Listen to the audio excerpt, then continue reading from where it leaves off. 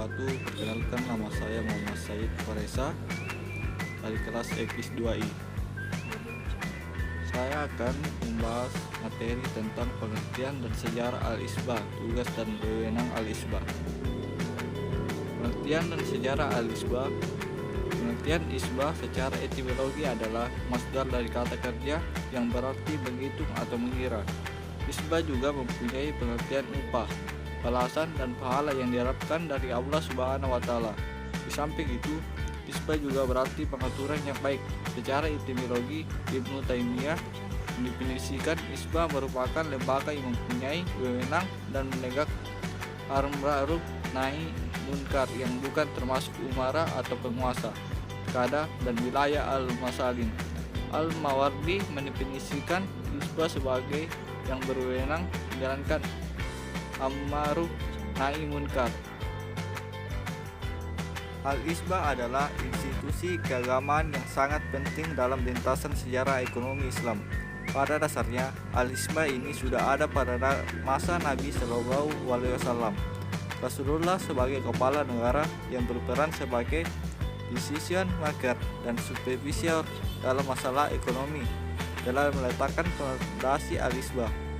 Malahan beliau sendirilah yang berperan sebagai muntasib pertama dalam Islam.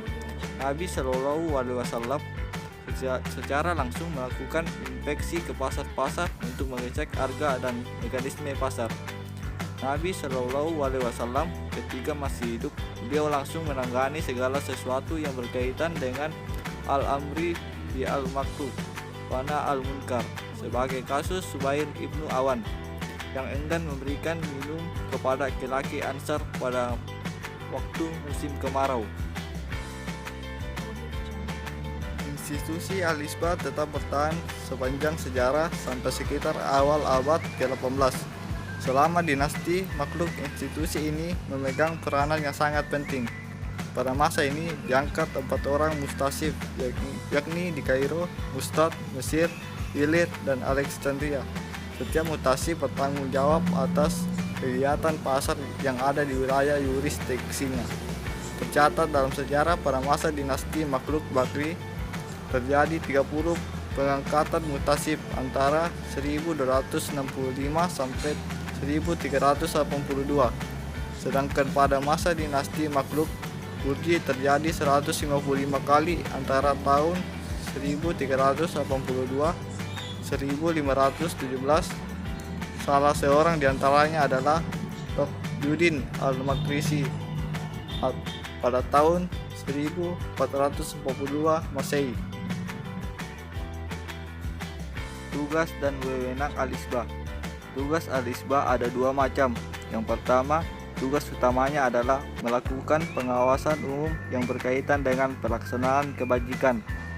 Al-Isbah ini merupakan lembaga keagamaan dan hukum. Yang kedua, khusus berkaitan dengan kegiatan pasar, lembaga pengawas secara umum.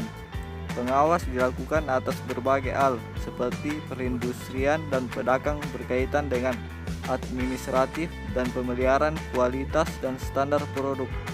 Dia secara rutin melakukan pengecekan atas ukuran, takaran, dan timbangan kualitas barang, menjaga jual beli yang jujur, dan menjaga agar harga selalu stabil. Menurut kesepakatan ahli fiqh, wewenang Al-Isbah meliputi seluruh pelanggaran terhadap prinsip al-amri al-ma'ruf wa nahi al-munkar di luar wewenang kadi atau peradilan, baik yang berkaitan dengan esensi dan pelaksanaan ibadah meliputi pengurangan timbangan, penipuan kualitas barang, pelanggan susila, perjudian, sikap sewenang-wenang dalam mempergunakan hak tanpa mempertimbangkan kepentingan orang lain. Lalu menyangkut persoalan ibadah seperti sikap mengganggukan makhluk Allah melebihi keagungan Allah Subhanahu wa Ta'ala, melakukan perbuatan syirik, takhayul, khurafah, serta perbuatan-perbuatan lain yang mengarah kepada syirik. Wassalamualaikum warahmatullahi wabarakatuh.